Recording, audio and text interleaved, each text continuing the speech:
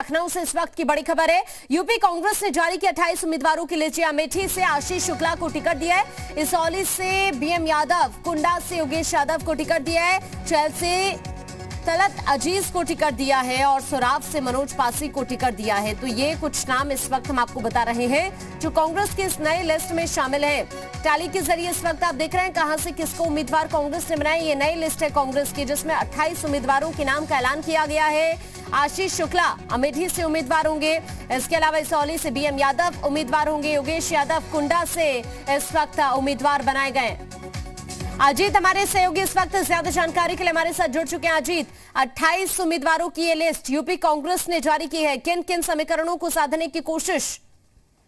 देखिए, बिल्कुल जो 28 उम्मीदवारों की लिस्ट जारी की गई उसमें 10 महिलाओं को भी टिकट दिया गया, क्योंकि प्रियंका गांधी लगातार ये कहती हैं, उनका नारा है लड़की हूं लड़ सकती हूं, तो उनकी हर लिस्ट में महिलाओं को जगह दी जा रही है। लेकिन अगर बात करें विशेष सीट की तो अमेठी जहां से आशीष शुक्ला को दिया गया, इसके अलावा इसौली जहां से बाहुबली मोनू सिंह चुनाव लड़ रहे हैं वहां से बीएम यादव को टिकट दिया, और कुंडा जहां से रघुराज प्रताप सिंह यानी राजा भैया चुनाव लड़ रहे हैं उस सीट पर कांग्रेस ने योगेश यादव को प्रत्याशी बनाया, जबकि आपने देखा कि समाजवादी पार्टी ने वहां गुलशन यादव को प्रत्याशी बनाया। इसके अलावा अगर आप बात करें महत्वपूर्ण सीटों की तो फाजिल नगर जहां से सुनील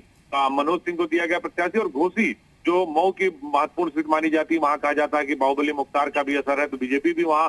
सोच समझ कर प्रत्याशी उतार रही है, तो वहां पर प्रियंका यादव को टिकट दिया गया है। तो निश्चित तौर पर पहली जो 28 जो इसके अलावा जो 8वीं सूची और 28 लोगों की जो नाम दिए कांग्रेस ने उसमें सोच समझ कर दिया, क्योंकि प्रियंका गांधी इस बात को समझती है कि करो या मरो की लड़ाई उत्तर प्रदेश में 2022 में होगा, क्योंकि अगर 2022 में कुछ नहीं कर सकी तो 24 में उनके सामने बड़ी समस्या होगी, और चूंकि जिम्मेदारी है तो हार का ठीकरा भी उन्हीं के सिर फूटेगा। लिहाजा जो प्रत्याशी की सूची जारी हुई 28 लोगों की अलग अलग सीटों पर, जैसे गौरव से उन्होंने राम प्रताप सिंह को दे दिया है, तरफगंज से जो है त्रिवेता सिंह को दे दिया है, तो इस तरह से उन्होंने बहुत सारे ऐसे प्रत्याशियों को दिया है। जो कटहरी है अम्बेडकर नगर की, वहां से उन्होंने जो प्रत्याशी बनाया निशत फातिमा को बनाया। तो बहुत सोच समझकर सूची फाइनल की जा रही कांग्रेस की तरफ से, जिससे आने वाले 2022 के चुनाव में अगर सीटें ज्यादा न जीत पाए तो वोट परसेंटेज बढ़ा सके, ये कोशिश भी प्रियंका गांधी की तरफ से है। बिल्कुल, कहीं ना कहीं यही कोशिश अजीत की जा रही है, क्योंकि अभी आप देखिए प्रियंका गांधी एक्टिव है, क्योंकि अभी इससे पहले जो परफॉर्मेंस रही है वो क्या थी वो तो हमारे सामने, लेकिन अभी फ्यूचर पूरी तरह से डिपेंड करता है इन चुनाव पर। तो हम ये कह सकते हैं कि कांग्रेस कोशिश यही कर रही है कि कम से कम ग्राफ तो हमारा बेहतर हो।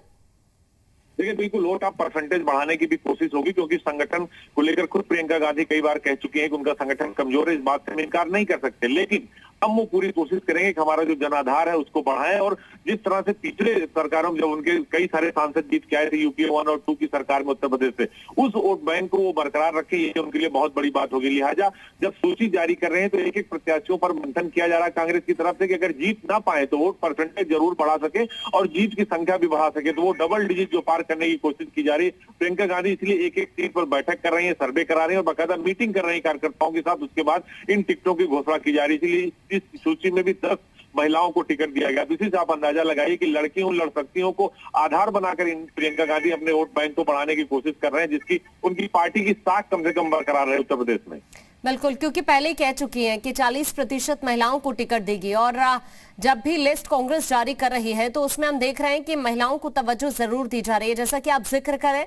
10 महिलाओं को उम्मीदवार बनाए इस लिस्ट में। अजीत, हाँ देखिए, बिल्कुल इस लिस्ट में 10 महिलाओं को उम्मीदवार बनाएगा। अगर नाम पढ़ के मैं बता दूं जो दर्शक देख रहे हो न्यूज उत्तर प्रदेश उत्तराखंड कि उन्होंने जो टिकट दिया, हड़िया से उन्होंने दिया रीना देवी को, जो है मेजा से दिया उन्होंने माधवी राय को, इसके अलावा कर्तना से उन्होंने दिया है रिंकी सुनील पटेल को, कटहरी से उन्होंने दिया है निशात फातिमा को, बलिया से दिया सुरक्षित सीट है किरण भाटी को, इसके अलावा तरफगंज से त्रिवेता सिंह को दिया है, मनकापुर सुरक्षित सीट है वहां से संतोष कुमारी को दिया है, इसके अलावा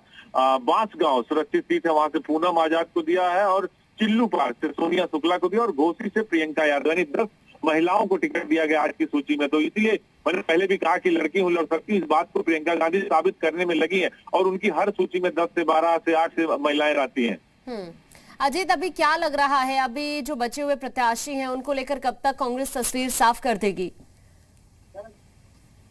देखिए बिल्कुल कांग्रेस लगातार इसमें सिलसिले में काम कर रही है, उनकी बैठकें चल रही हैं। हालांकि पूरी जिम्मेदारी प्रियंका गांधी ने उठा रखी है, तो हर दिन वो मीटिंग कर रही है, वर्चुअल बैठकें कर रही है, बात कर रही है लोगों से, और उसके बाद प्रत्याशियों का ऐलान कर रही है। तो धीरे धीरे चूंकि अब 10 तारीख को पहले चरण के 11 जिलों के 58 सीटों का मतदान होना है, तो उससे पहले सभी पार्टियां ये कोशिश करेंगे कि लगभग पूरी यूपी के टिकट घोषित कर दिया जाए, चाहे कांग्रेस हो, बीजेपी हो, समाजवादी पार्टी हो। तो ये कोशिश कांग्रेस की तरफ से भी की जा रही है। यानी कि कांग्रेस भी कोशिश यही कर रही है कि जल्द से जल्द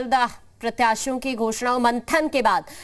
लेकिन अजीत, ये भी गौर करने वाली बात है, जैसा कि महिलाओं का तो हमने जिक्र किया, कांग्रेस बार बार यही कह रही है कि भाई रोजगार हम देने वाले हैं, या जो अभी हमने देखा कि वादे प्रियंका गांधी की तरफ से किए गए हैं, महिलाओं की बात करें या फिर यूपी में युवाओं को लेकर बात की जाए। लेकिन एक चीज तो गौर करने वाली यहाँ पर यह भी है, और इससे पहले भी ये तस्वीर हमने देखी है कि किस तरह से कांग्रेस की तरफ से जब कई उम्मीदवारों को टिकट दिया गया तो नाराजगी भी झेलनी पड़ रही है। एक तो सिचुएशन क्या है कांग्रेस की यूपी में, वो हमारे सामने, और ऊपर से नाराजगी झेलनी पड़े तो दिक्कत और ज्यादा नहीं होगी क्या जीत?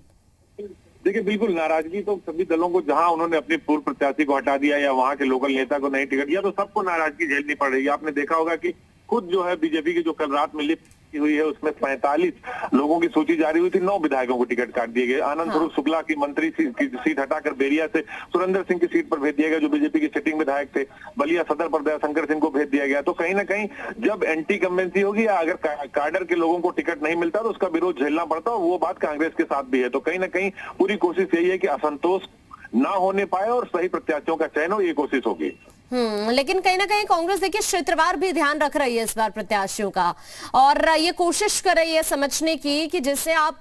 जिम्मेदारी दे रहे हैं उसका दबदबा कितना है अपने यहाँ पर, या कितना वो लग रहा है कि काम कर सकता है, जनता के बीच है। ये तमाम चीजों को ध्यान में रखकर मंथन कर रही है कांग्रेस। देखिए बिल्कुल कांग्रेस मंथन कर रही है, और आपने देखा होगा कि हर जिले के कार्यकर्ताओं से खुद प्रियंका गांधी मुलाकात कर रही थी। जब वो लखनऊ के दौरे पर थी या प्रदेश के अन्य इलाकों के दौरे पर थी या बनारस में जब प्रतिज्ञा यात्रा की शुरुआत कर रही थी, तो मैंने पहले भी कहा कि प्रियंका गांधी को इस बात का अंदाजा है कि अगर सीटें ज्यादा ना जीत पाए तो वोट आप परसेंटेज को बढ़ा लें, यानी जो रसूख है वो कम से कम गिरने ना पाए। क्योंकि जब 2024 में लोकसभा का चुनाव होगा तो ये बातें उनके पार्टी और उनके लिए, दोनों के लिए काफी महत्वपूर्ण हो जाएगी। तो उसको लेकर कांग्रेस लगातार मंथन कर रही है। बिल्कुल, और कहीं ना कहीं हम भी ये उम्मीद करते हैं अजीत कि अभी जो सिचुएशन है कांग्रेस की, अभी आप देखिए, क्योंकि टक्कर तो सीधी सीधी समाजवादी पार्टी हो या बीजेपी, दोनों के बीच दिख रही है, लेकिन कांग्रेस कहीं ना कहीं जमीन तलाशने की कोशिश कर रही है यूपी के अंदर, और इसीलिए हम ये कह सकते हैं कि लगातार मंथन और गहनता से मंथन के बाद टिकट दे रही है प्रियंका गांधी।